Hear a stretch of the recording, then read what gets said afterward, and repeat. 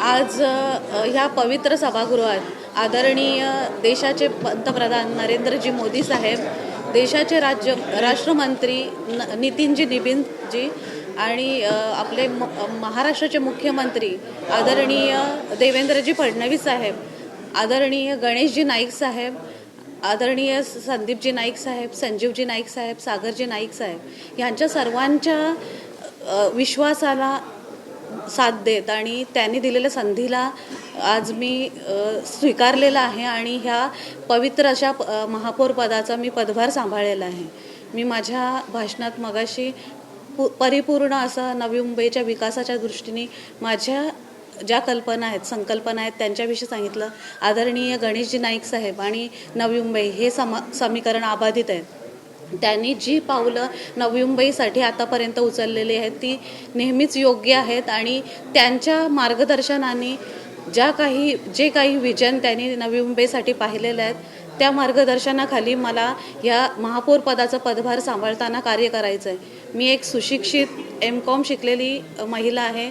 गृहिणी म्हणून, एक नगरसेविका म्हणून माझा प्रवास खूप सक्सेसफुल झालेला आहे आणि अशाच पद्धतीने मी आता सक्षम समजते की मी ह्या महापौर पदाचा पदभारही सांभाळू शकते. प्राथमिकता महिलांची सुरक्षितता, स्वच्छता, पाणी पुरवठा, आरोग्यसेवा, ज्येष्ठ नागरिकांसाठी सुविधा, अशा बऱ्याच प्राथमिक स्वरूपातल्या गोष्टी आहेत ज्या प्रामुख्याने परिपूर्ण करण्याचा माझा आणि समवेत उपमहापौर साहेबांचा नवी मुंबईसाठी ध्येय असणार आहे. प्रशासन सामान्य नागरिकांच्या सूचना ऐकून पारदर्शक, संवेदनशील आणि गतिमान होईल ह्यासाठी आम्ही प्रयत्न करणार आहोत. प्रशासक कार्यकाळानंतर आज महापौर पदावर आपण विराजमान झालाय, काही आव्हान वाटतंय का तुम्हाला?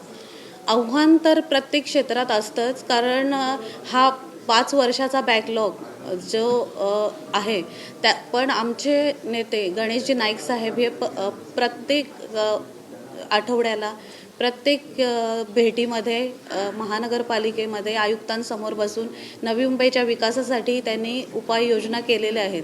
पण हा 5 वर्षात जे प्रशासकांच्या कारकिर्दीत झालेला आहे ते नवी मुंबईच्या दृष्टीने थोडं जरी कमजोर असेल तरी आम्ही यापुढे नवी मुंबईला उंच शिखरावर नेण्याचा परिपूर्ण प्रयत्न करणार आहोत. 24/7 महापौर म्हणून तुम्ही नागरिकांसाठी उपलब्ध असणार आहात का? नक्कीच.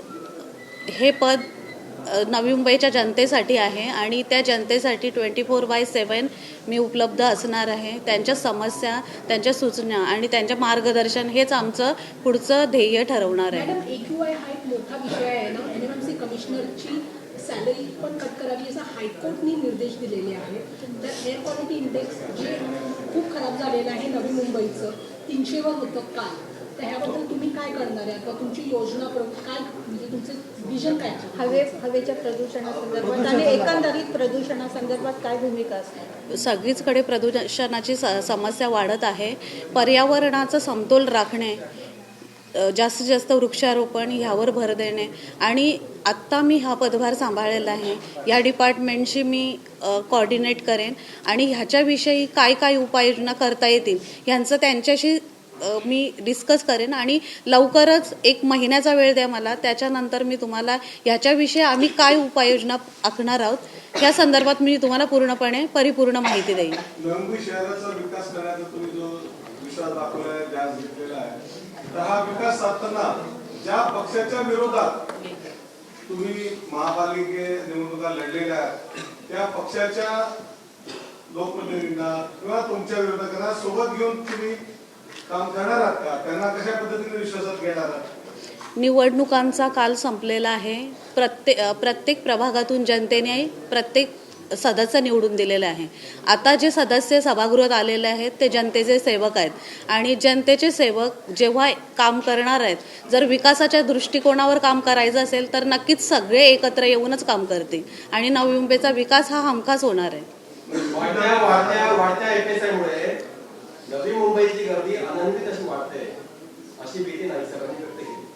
त्यांनी मुख्यमंत्र्यांकडे मागणी केली आहे की नवी मुंबईमध्ये जे वाढता FSI दिलाय तो कमी करण्यात यावा. आपली भूमिका काय? ज्या पद्धतीने तुम्ही प्रश्न विचारला त्याच्यातच तुमचं उत्तर आहे की आदरणीय दादानी देवेंद्र फडणवीस साहेबांशी याविषयी बोलणं झालेलं आहे. त्यांचं अभ्यास माझ्यापेक्षा दृढ आहे आणि त्यांनी जर ह्याच्याविषयी ऑलरेडी पावलं उचललेली आहेत तर नक्कीच ते जनतेला त्याचं काहीतरी ठोस असं उत्तर मिळणार आहे. विरोधक देखील स्ट्रॉंग आहेत, त्यांना आपण नाकारलं नाही जाऊ शकत, तर त्यांना टॅकल करण्याची क्षमता तुमच्यात आहे का?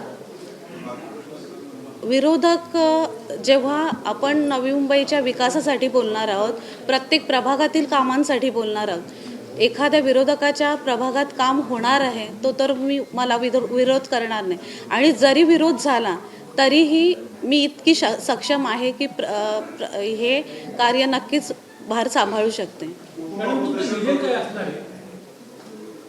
आदरणीय गणेशजी नाईक साहेबांनी नवी मुंबईला खूप मोठं विजन दिलेलं आहे आणि त्या विजनच्या अंडर राहून नवी मुंबईचा विकास हा एकमेव माझा विजन असणार आहे.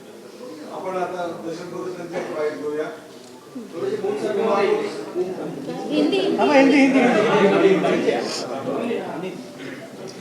नवी मुंबई के महापौर पद पर विराजमान हो चुके हैं. ऐसे में किस तरह का विजन आपका रहेगा, क्या प्राथमिकताएं होंगी और क्या कहीं चैलेंजेस भी आपके सामने हैं? नवी मुंबई शहर मेरे लिए नया नहीं है. मैं जन्म से नवी मुंबई की हूँ और मेरी क्वालिफ़िकेशन एमकॉम है. मैं एक अच्छी गृहिणी साबित हुई हूँ. 10 साल का मेरा राजकारण समाजकारण में अभ्यास है. महिला बाल कल्याण समाज समिति की मैं सभापति रह चुकी हूँ, जिस समिति के माध्यम से मैंने महिलाओं के लिए, विधवा महिलाओं के लिए, बच्चों के लिए अनेक योजनाएं पालिका की तरफ से लाए हैं. आदरणीय गणेश जी नाइक साहब ने नवी मुंबई को एक नई दिशा, एक ऊंचाई तक पहुंचाने के लिए बहुत से विजन रखे, जिसमें आरोग्य सेवा है, परिवहन है, शिक्षण है. इन सभी विजन के अंडर जो भी एक महापौर की तरह या फिर एक प्रथम नागरिक के तौर पर जो भी काम मुझे करना पड़े, ये 24/7 में लोगों में उपस्थित रह के ये करना चाहूँगी. मैडम, आप एमकॉम आप कर चुकी हैं, एक सुशिक्षित महापौर के तौर पे जानी जाती हैं. प्राथमिकता शहर के लिए आपकी क्या रहेगी? शहर लोगों से बसता है और जनता की अगर वो शहर में लोगों की समस्या है तो प्रशासन की जिम्मेदारी है कि प्रशासन उनसे कोऑर्डिनेट करते वक्त उनकी समस्याओं को सक्षम तरीके से, पारदर्शक तरीके से हैंडल कर सके. और मैं महापौर यानी प्रशासन और लोगों के बीच का एक माध्यम हूँ और लोगों में उनमें कनेक्टिविटी लाना, प्रशासन के माध्यम से उनके काम करना, यही मेरा कर्तव्य है. कार्यकाल क्या गोल्डन ईरा माना जाएगा? 2.5 साल का जो कार्यकाल है गोल्डन ईरा माना जाएगा आपके लिए? ऐसा काम करेंगे? हाँ, ये 2.5 साल का कार्यकाल मैं चाहूँगी, मतलब मेरी सोच है कि मुझे इतने अच्छे काम करने हैं कि हमेशा ये नवी मुंबई की जनता मुझे एक अच्छा महापौर, एक अच्छी नागरिक की तरह पहचान सके.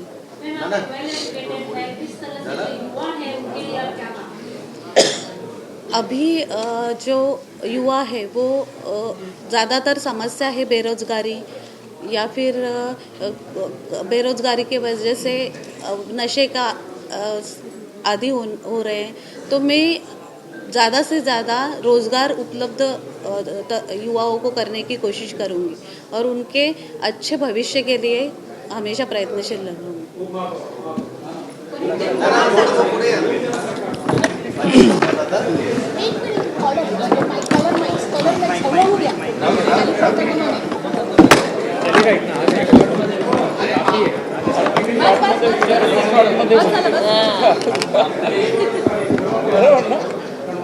अभिनंदन सर. थँक्यू. Madam thank you.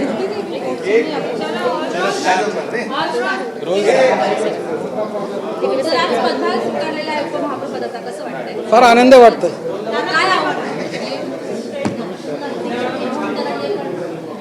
उपमहापौर म्हणून आज तुम्ही कार्यभार सांभाळलेला आहे. काय भावना व्यक्त कराल आणि या शहरासाठी उपमहापौर म्हणून काय करण्याची आपली भूमिका असणार? प्रथम ह्या ठिकाणी आज उपमहापौर पद म्हणून या ठिकाणी स्वीकारत असताना आनंद नक्की आहे. पण अधिक आनंद ह्या गोष्टीचा आहे की सन्माननीय नाईक साहेबांच्या नेतृत्वाखाली त्यांच्या नेतृत्वात या ठिकाणी हे उपमहापौर पद म्हणून या ठिकाणी स्वीकारताना आणि पुढे काम करताना अधिक आनंद आहे. कारण नाईक साहेब हे संघर्षातून आणि चळवळीचे नेतृत्व आहेत. नाईक साहेब हे संघर्ष आणि चळवळीचे नेतृत्व आहेत आणि आम्ही देखील त्या ठिकाणी अनेक वर्षापासून एक चळवळी नेतृत्व आणि एक संघर्ष नेतृत्व म्हणून नाईक साहेबांच्या नेतृत्वाखाली या ठिकाणी काम करण्यात जेवढा आनंद मिळेल आणि ह्या जो काही नवी मुंबईचे जे काही सर्वांगीण विकास, मग शहराचा सर्वांगीण विकास आणि नागरिकांचा सर्वांगीण विकास करण्यासाठी जो नाईक साहेब नेतृत्वामध्ये अधिक बल मिळेल, अधिक प्रेरणा मिळेल आणि ज्या काही लोकांच्या विविध समस्या आहेत त्या समस्यांना समाधान देण्याचं त्या ठिकाणी नक्की यश येईल. शिवसेना देखील चांगल्या संख्याबळाने निवडून आलेली आहे, मात्र आज त्यांनी आपल्या उमेदवारी अर्ज मागे घेऊन एक हात पुढे केलेला आहे. तर त्यांच्यासाठी विरोधकांसाठी कशी भावना असणार आहे सभागृह? वास्तविक बाबतीत सभागृह सर्वांचं आहे. सभागृहामध्ये जरी लेफ्ट आणि राईट जरी असले, परंतु ज्या वेळेला नवी मुंबईच्या सर्वांगीण विकासासाठी आणि नागरिकांच्या जनकल्याणाच्या लाभासाठी ज्या वेळेला सम विचार असेल त्यावेळेला तो सभागृह सम असेल. पण आम्ही ज्या वेळेला नागरिकांच्या जनकल्याण लाभासाठी आणि या शहराच्या विकासासाठी ज्या वेळेला त्या वेळेला मुद्दे घेऊन येऊ, त्या मुद्दे त्या ठिकाणी घेऊन असताना त्या मुद्द्यांना जर चांगल्या गोष्टीचा विरोध असेल, चांगल्या गोष्टी त्यांचा नकार असेल किंवा त्या ठिकाणी त्यांचा अडथळा असेल तर त्या ठिकाणी शेवटी त्यांचा विषय. पण ज्या वेळेला हे ठराव हे जे येतात नवी मुंबईच्या सर्वांगीण विकासासाठी त्यावेळेला आमचा विश्वास आहे जसं आज जे सोबत आले तसं परत सोबत येतील आणि त्याचं स्वागत आहे आणि आम्ही त्यांचा आभार मानतोय की त्यांनी आज या ठिकाणी बिनविरोधसाठी म्हणजे केंद्रात सोबत आहोत, राज्यात सोबत आहोत. आता त्याचा धागा पकडून या ठिकाणी आम्ही सोबत राहतो त्यांनी सांगितलेलं आहे आणि पक्षीय प्रमुख म्हणून सन्माननीय उपमुख्यमंत्री एकनाथ शिंदे साहेबांचा आदेश आहे. शेवटी आम्हाला सर्वांना सोबत घेऊन जायचं आहे असं नाईक साहेबांचा त्या ठिकाणी आम्हाला या ठिकाणी सांगणं आहे आणि त्यांनी त्या ठिकाणी आम्हाला त्याची प्रेरणा दिलेली आहे की सर्वांना सोबत घेऊन जा. आपल्याजवळ प्रतिस्पर्धी कोण नाही. आपल्या स्पर्धेत प्रतिस्पर्धी असतील तो जो जनकार्य हा प्रतिस्पर्धी आहे, त्याला व्यक्ती प्रतिस्पर्धी नसेल. महापौर पदाची निवडणुकीला शिवसेनेने त्यांचा उमेदवार मागे घेतला त्यावेळेस काय तुमचं थोडं टेन्शन वाटलं होतं का? नाही, कसं असतं की शेवटी या ठिकाणी टेन्शनचा विषय कसला आहे हो, ज्यावेळेला 100% बहुमत आमच्याकडे आहे, नाईक साहेबांच्या नेतृत्वामध्ये 100% बहुमत आहे, टेन्शन कसलं हो? टेन्शन त्यांना होतं, आम्हाला कसं टेन्शन यायचं?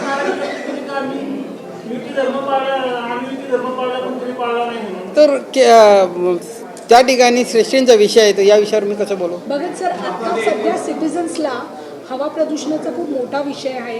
काल 300च्या वरती म्हणजे व्हेरी पुअर म्हणजे जिथे श्वास घ्यायला पण कठीण होतं ह्या कॅटेगरीमध्ये आता नवी मुंबई आलेली आहे जी एक वेळ स्वतःच्या प्लॅनिंगसाठी ओळखली जात होती. तर आता तुम्ही कार्यभार घेतल्यानंतर आता तुमचं विजन काय असणार आहे, कंट्रोलमध्ये कसं आणणार आहात? कसं आहे की आज संकष्टी आहे, संकष्टी चतुर्थी आहे. आज काय आज संकष्टी चतुर्थी आहे आणि गणेशाचं वंदन आहे आणि ही संकष्टीमध्ये संकट चतुर्थी आहे आणि हे जे प्रशासक म्हणून संकट या ठिकाणी आता टळलेलं आहे.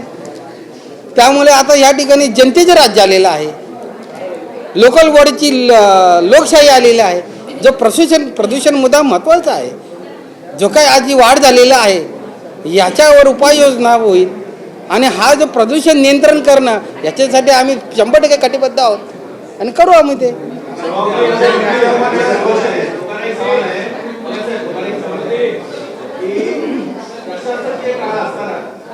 अनेक असे निर्णय घेतले गेले की त्याच्यावरती लोकप्रतिनिधींनी मुंबईच्या व्यक्त केला. अनेक निर्णय हे मंत्रालयाच्या इशाऱ्यातून या संदर्भात आपण आता नवे लोकप्रतिनिधी म्हणून नवे महापौर या प्रकरणाची काय दखल घेणार? बघा, सभागृह हा सार्वभौमत्व आहे, सभागृहात सर्वोच्च आहे. ज्या काही गोष्टी मागे घडलेल्या आहेत त्याचं विश्लेषण, त्याचं अवलोकन, त्याचा रीडिंग, त्याचा रिपोर्ट घेतला जाईल आणि नाईक साहेबांच्या माध्यमातून ज्या काही त्या ठिकाणी जे काही घटना योग्य अयोग्य उचित अनुचित जे घटना घडल्या आहेत त्याचं विश्लेषण करून नक्कीच त्याच्यावर जो काही योग्य आहे त्याच्यात सन्मान आहे आणि अयोग्य आहे त्याच्यासाठी उपाय आहे. म्हणजे प्रशासकीय कारभाराचं तुम्ही ऑडिट करणार आहात थोडक्यात. त्या ठिकाणी ऑलरेडी स्पष्टपणे ज्या काही 11 वर्षामध्ये ज्या काही घडलेल्या आहेत, जे काही रेकॉर्डेड आलेलं आहे आणि ह्या गोष्टीचं त्या ठिकाणी नाईक साहेबांनी स्पष्ट सांगितलेलं आहे की ज्या वेळेला सभागृह चालू होईल त्यावेळेला त्याचं ऑडिट केलं जाईल. ज्या वेळेला लोकशाहीच्या माध्यमातून नगरसेवक येतात आणि नगरच्या माध्यमातून ज्या वेळेला कामं केली जातात त्याला ऑडिट मग प्रशासकाच्या माध्यम का करू नये? ही जनतेची मागणी आहे. हा जनता प्रश्न विचारतो. आम्ही काय बोलणार? आम्ही जनतेच्या वतीने बोलतो. हा प्रश्न जनतेचा आहे. सभागृहामध्ये युती धर्माची भाषा बोलली गेली, मग तुम्ही सत्ताधारी तुमच्या विरोधकांना युतीतल्या राज्यातल्या युतीतल्या इतर सहकाऱ्यांना सत्तेचे गोडवा चाकायला देणार आहात का? नाही, या ठिकाणी आमच्यासाठी कोणी विरोधक नाही. शेवटी सभागृह सर्वांचा आहे. जे सोबत येतील त्यांच्यासोबत राहायचं. कशासाठी? जनकल्याणासाठी, जनकल्याणाच्या लाभासाठी आणि शहराच्या सर्वांगीण विकासासाठी. जो सोबत येईल त्यांना सोबत घ्यायचं आणि ज्यांना लाभ घ्यायचा आहे त्यांना लाभ देऊन द्यायचं. परंतु अयोग्य मार्गाने जर लाभ घेत असतील तर त्याला रोखलं पाहिजे, सांभाळलं पाहिजे, त्याला प्रतिबंध केला पाहिजे. मग अशा वेळेला लाभ काय म्हणावं, तो गोड काय म्हणावं? जनकल्याण करणं हाच गोड आहे. हो, लोकांची सत्तेचा वाटेकरी आणि मारेकरी आणि साठमारे असं काय नसतं. हो आलं असं काय नसतं. त्यांनी ठरवायचं आहे की कसं चालायचं आहे ते. आम्ही काय ठरवणार? हो, आम्हाला नाईक साहेब स्पष्टपणे सांगितलं आहे सगळ्यांना सोबत घेऊन जा. हम सब साथ है, सबका साथ सबका विकास. मोदी साहेब आगे बढ़ो.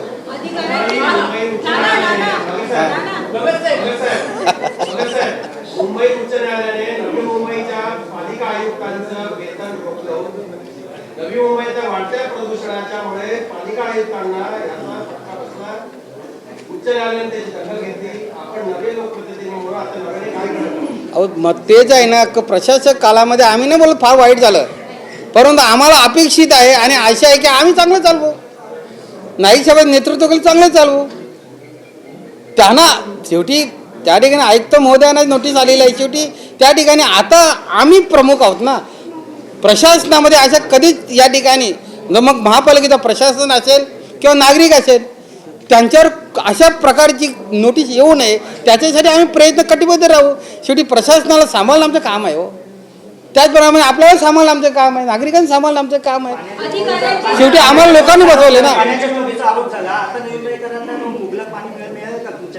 अहो त्याच्यासाठी आलो ना.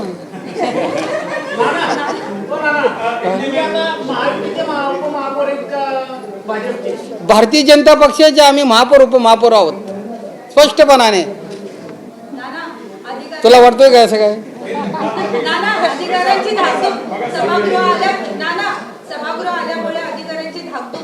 नाही नाही, असं अजिबात नाही. अधिकारी खुश आहेत. अधिकाऱ्यांना कोणीतरी त्यांना सांभाळणारा, त्यांचे प्रश्न ऐकणारा. कारण कोर्ट बंद होता ना, सभागृह कोर्ट आहे, सुनवाई खा करेंगे. जर सभागृह नाही मग त्यांचे कोण आहे? इथला जो स्थानिक कर्मचारी आहे, स्थानिक प्रशासन आणि डेप्युटी प्रशासन हे दोन आहेत. आम्हाला दोन्ही सारखेच आहेत. म्हणून त्यांना आज आनंद आहे, दोघांना आनंद आहे की आमचं कोणीतरी ऐकेल. कारण ते आता ते वन विंडो होती ना. आता एका बाजूने बोलताय मागच्या 6 वर्षांपासून ऑडिट करणार आणि एका बाजूने आता तुम्ही अधिकाऱ्यांची बाजू मांडताय. नक्की काय करणार तुम्ही? अधिकारी आमचीच आहेत ना. हो, प्रशासक कालामध्ये आम्ही कसं म्हणायचं त्याला सभागृह बंद होता. ते असं आहे, अधिकारी काय खुश आहे? ना करते का तुम्ही चेक कर पाहिजे.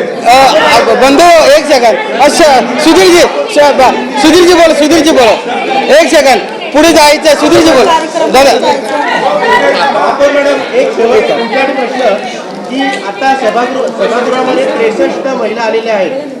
राजकारण हे पुरुष सत्ताक असतं, तर या 63% महिला आल्या असताना तुम्ही या सर्व महिलांना काय सांगाल? पुरुषांच्या भक्तेदारी पुढे कसं वागायचं? हे तुम्हाला कोणी सांगितलं की राजकारण पुरुषांचा मक्तेदारी असतं? महिलांनीही राज्य चालवले. जिजाऊ मासाहेब आहेत, राणी लक्ष्मीबाई आहेत, यांनी राज्य चालवलेलं आहे. त्याच्यामुळे महिलांचं राज्य घरातही असतं आणि नगरपालिकेतही असणार. सुधीरजी बोला ना. एक हिंदी उदाहरण समजतो.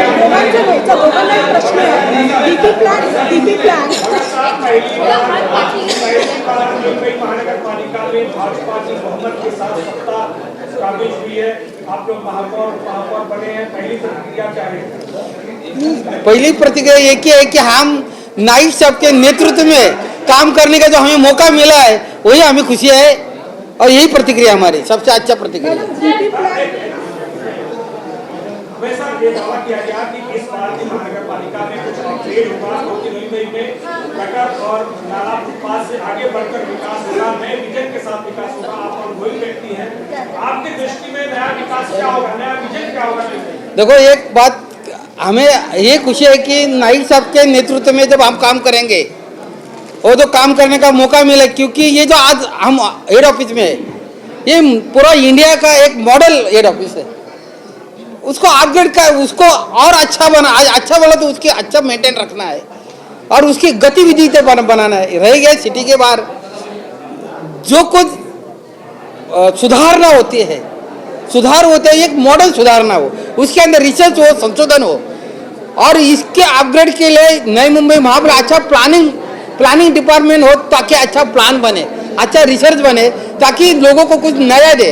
ये वाटर गटर मीटर तो चलता रहेगा, जैसा नाइक साहब ने one time development sector CBD में, ताकि उसके अंदर जो एक मॉडल बनाए, जैसे ये भी मॉडल बनाया वैसे अच्छे मॉडल बनाएंगे हम और अपग्रेड करेंगे, नई मुंबई अपग्रेड करेंगे।